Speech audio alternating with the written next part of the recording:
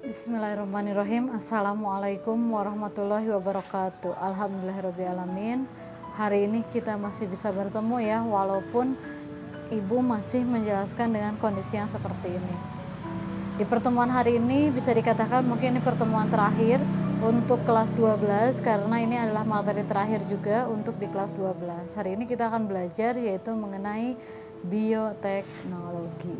Nah, kalau kalian perhatikan kalimatnya sendiri, bioteknologi sendiri merupakan materi yang bisa dikatakan merupakan pengaplikasian dari semua materi biologi dari kelas 10, 11, dan kelas 12. Jadi mudah-mudahan setelah pembelajaran ini kalian akan tahu betapa bermanfaatnya kalian belajar biologi.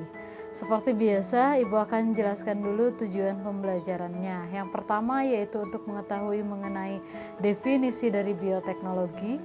Kemudian yang kedua yaitu mengetahui mengenai bioteknologi konvensional dan modern, dan terakhir yaitu mengetahui pemanfaatan bioteknologi dalam kehidupan sehari-hari. Supaya lebih jelas, lebih lengkap, kita langsung aja ke definisinya. Apa itu bioteknologi? Sebetulnya bioteknologi ini diambil dari dua kata, bio dan teknologi. Bio yang artinya makhluk hidup, teknologi yang artinya suatu alat untuk mempermudah sesuatu atau suatu hal yang bisa mengakibatkan terbentuknya perubahan dan menghasilkan produk atau jasa yang lebih memiliki nilai manfaat yang lebih tinggi ya. Jadi mungkin selama ini kalian nggak tahu apa itu teknologi, nah sekarang Ibu jelaskan. Tapi di sini Ibu akan bicara ngomongin tentang teknologi handphone, teknologi kamera atau apapun, tapi di sini Ibu akan menjelaskan mengenai bioteknologinya. Nah, di sana ada kalimat bio, berarti di sini melibatkan makhluk hidup, yang mana makhluk hidup yang dilibatkan di sini adalah mikroorganismenya. Jadi kalau definisikan secara umum, bioteknologi adalah pemanfaatan mikroorganisme atau agen biologi lain, karena di sini bukan hanya mikroorganismenya aja yang digunakan, tapi agen biologi yang lain untuk menghasilkan suatu produk atau suatu jasa yang lebih memiliki nilai guna yang lebih tinggi, melibatkan beberapa ilmu biologi seperti genetik, mikrobiologi, kemudian biokimia ya, bahkan mengenai embriologi, dan masih banyak lagi ya mengenai biologi. Nah, itulah bioteknologi. Nah, adapun proses bioteknologi ini tidak ditemukan di zaman sekarang, tapi udah dari zaman dulu ya. Di tahun 1800-an orang sudah menemukan yang namanya bioteknologi. Yang pertama yaitu mungkin kalian pernah mendengar ada yang istilah makanan yang namanya kecap ya, atau mungkin tauco atau tempe. Nah, itu adalah salah satu bioteknologi yang udah ditemukan dari zaman dulu ya. Nah, sehingga memunculkanlah ada bioteknologi modern dan konvensional. Supaya jelas, kita langsung mulai aja ke perbandingannya ya. Apa sih bedanya antara bioteknologi konvensional modern? Nah, perbedaan antara bioteknologi konvensional modern ini dilihat dari yang pertama yaitu mikroorganisme yang digunakan. Yaitu di mana mikroorganisme untuk bioteknologi yang konvensional ini secara langsung, jadi tanpa adanya rekayasa genetik, sedangkan yang modern ini melewati rekayasa genetik.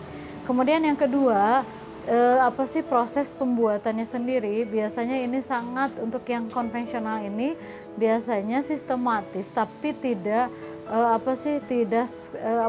septik ya, kadang-kadang tidak septik. Nah, sedangkan untuk yang modern ini harus betul-betul sistematis dan betul-betul septik dalam pembuatannya, karena melibatkan rekayasa genetik ya. Kemudian yang ketiga yaitu biasanya produk yang dihasilkan untuk yang konvensional ini biasanya harganya murah. Beda dengan yang modern yaitu biasanya harganya mahal. Apa sih Bu contohnya? Untuk yang konvensional itu salah satu contohnya yaitu pembuatan makanan, misalnya proses fermentasi. Contoh sederhananya yaitu pembuatan tempe, yaitu dari kacang kedelai dengan bantuan bakteri jamur Rhizopus oryzae menghasilkan tempe. Nah, itu salah satunya. Selain tempe ada mentega, ada keju, kemudian ada yogurt. Itu adalah bioteknologi konvensional. Sedangkan untuk yang modernnya yaitu seperti banyak sekali ya, contohnya misalnya pembuatan obat seperti pembuatan hormon insulin. Nah, itu salah satu contoh dari bioteknologi modern, dan nanti Ibu akan jelaskan. Oke, nah ngomongin bioteknologi pasti kalian sangat penasaran ya, apa sih teknologinya sendiri. Nah, bioteknologi ini memiliki manfaat dalam beberapa bidang kehidupan ya. Yang pertama yaitu dalam bidang makanan atau industri makanan, yaitu ada yang dikenal dengan contoh seperti teknologi fermentasi ya, yang mungkin kalian pernah coba, yaitu seperti pembuatan donat atau pembuatan telur asin ya. Contoh pengasinan itu adalah salah satu bioteknologi yang sifatnya konvensional. Nah, ini biasanya melibatkan mikroorganisme secara langsung. Contohnya misalnya seperti yang ini Ibu di sini ada ya, mulai dari pembuatan tempe, kauco, kecap ya, dan melibatkan bakterinya. Dan di sana ada perubahan, maka dikenal dengan bioteknologi. Manfaat dalam bidang makanan ini dimanfaatkan itu untuk inovasi makanan-makanan baru yang memungkinkan makanan tersebut sudah tidak ada, atau misalnya pengen menghasilkan makanan yang lebih bervariatif tapi nilai gizinya hampir sama. Kemudian yang kedua yaitu pemanfaatan bioteknologi juga dalam bidang lingkungan. Salah satunya yaitu dimanfaatkan untuk mengolah limbah ya. Selama ini mungkin kalian bingung limbah itu caranya bagaimana dibuangnya. Nah, dengan bioteknologi yaitu limbah bisa bermanfaat, salah satunya itu dengan mungkin kalian tahu yang namanya tawas. Nah, tawas ini bisa menjernihkan air sehingga air kotor itu mungkin bisa diminum ya. Ada sekarang mah ya contohnya. Nah, ini salah satunya itu dengan menggunakan bakteri yang terkenal namanya Thiobacillus peroxida. Nah, itu. Kemudian yang ketiga yaitu bioteknologi dalam bidang peternakan. Nah, dalam bidang peternakan tidak kalah bermanfaat, yaitu salah satunya yaitu untuk menghasilkan ternak yang lebih unggul. Contohnya seperti inseminasi buatan ya, yaitu dimana akan menghasilkan misalnya sapi yang menghasilkan air susunya sangat banyak. Nah, itu bisa yaitu dengan proses bioteknologi. Oke, selanjutnya kemudian dalam bidang pertanian tidak kalah penting juga. Ini ada yang sangat terkenal dalam bidang pertanian. Selain manfaat dalam bidang pertanian untuk menghasilkan individu yang sifatnya unggul atau tanaman yang sifatnya unggul atau hasil panen yang sifatnya unggul, juga dimanfaatkan salah satu yang sangat terkenal yaitu melalui teknik kultur jaringan. Nah, dengan menggunakan kultur jaringan ini bisa menghasilkan produk yang sangat kita inginkan ya, dan semuanya akan sama, memiliki produk yang sama yang unggul. Contohnya yaitu pembuatan misalnya prosesnya sendiri. Kultur jaringan ada 3 fase.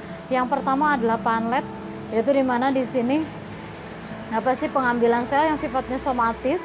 Kemudian yang kedua adalah halus, yaitu proses hasil dari pengkulturan yang menghasilkan tunas. Dan terakhir yaitu planlet ya. Yang pertama tadi yaitu explant, namanya pemindahan tunas ke medium tanam. Nah, dalam proses ini melibatkan sifat totipotensi tanaman, yaitu suatu proses pengembangbiakan suatu sel menghasilkan individu yang sifatnya utuh. Jadi kalau diberatkan, kalau di manusia ada, mungkin kita bikin manusia nggak usah ribet, udah aja ambil sel matanya, dikultur, kemudian jadi makhluk hidup yang baru. Tapi sayangnya nggak bisa untuk manusia ya, hanya bisa pada tumbuhan saja. Nah, itu. Dan masih banyak lagi ya, mungkin kalian bisa lihat beberapa produk dalam bidang bioteknologi pertanian. Dan yang terakhir, dan ini mungkin sangat banyak sekali manfaatnya, yaitu bioteknologi dalam bidang kesehatan. Yaitu dalam bidang kesehatan ini ada dibagi 2, yang pertama yaitu dalam bidang farmasi, yaitu untuk mengobati berbagai macam penyakit, dan yang kedua yaitu bioteknologi dalam bidang teknologi reproduksinya. Nah, untuk dalam bidang farmasi sendiri ini dimanfaatkan salah satunya yaitu untuk biasanya untuk pembuatan obat-obatan yang yang sulit gitu disembuhkan. Misalnya contoh seperti pembuatan vaksin ya. Nah, itu salah satunya menggunakan bioteknologi, atau misalnya pembuatan antibiotik, atau salah satu yang sangat terkenal yaitu pembuatan hormon insulin. Nah, itu. Nah, jadi kalau selama ini kenapa sih Bu lama ya pembuatan vaksin? Ya itu tadi, karena prosesnya itu sangat ribet, kemudian biayanya juga sangat mahal, maka otomatis lama ya. Oke, dan yang terakhir, sedangkan dalam bioteknologi dalam bidang reproduksi ini dimanfaatkan yaitu untuk menghasilkan keturunan tanpa proses alami, yaitu misalnya yang dikenal dengan bayi tabung. Mungkin kalian tahu ya, ini dia bayi tabung prosesnya. Kemudian yang kedua yaitu ada inseminasi buatan, dan yang terakhir yaitu yang dikenal dengan cloning. Nah, ini tapi kalau sekarang udah nggak ada ya cloning ya, bukan nggak ada tapi tidak diperbolehkan. Oke, nah itulah dia mengenai beberapa manfaat dalam bioteknologi dalam beberapa bidang kehidupan. Nah, sekarang pertanyaannya, apakah bioteknologi ini bermanfaat sekali? Iya, bermanfaat, tapi walaupun ada dampak positif tapi ada juga dampak negatifnya ya. Apa yang pertama yaitu dengan orang menggunakan bioteknologi terus-menerus, mungkin ada beberapa orang kalau dalam bidang kesehatan dia itu bisa menghasilkan obat yang bisa membunuh secara massal atau yang kenal dengan senjata biologi, yang mungkin dalam tanda kutip mungkin ada beberapa orang yang bikin suatu obat yang bisa menghancurkan orang lain mungkin ya. Oke. Kemudian yang kedua yaitu bisa mengakibatkan keanekaragaman hayati menjadi berkurang gitu. Kemudian yang terakhir yaitu karena kan orang terus-terusan menghasilkan individu yang sifatnya unggul, maka keanekaragaman akan berkurang. Dan yang terakhir juga bisa mengakibatkan pencemaran gen ya. Nah itu efek dari yang namanya bioteknologi sendiri. Oke. Nah mungkin pembahasan dari Ibu Cukandu sekian, mudah-mudahan ada manfaatnya. Mohon maaf ada kekurangan dari awal Ibu menjelaskan sampai akhir. Dan mungkin dikarenakan ini adalah pertemuan yang terakhir dan kalian kelas 12, mudah-mudahan segala yang kalian impikan, segala yang kalian ciptakan, mudah-mudahan laksana ya, amin, dan kalian bisa sukses. Dan satu lagi, kalau misalnya kalian ada pertanyaan atau apapun yang ada hubungan dengan biologi, jangan sungkan tanyakan ke Ibu. Terima kasih atas perhatiannya. Mohon maaf bila ada kekurangan. Wassalamualaikum warahmatullahi wabarakatuh.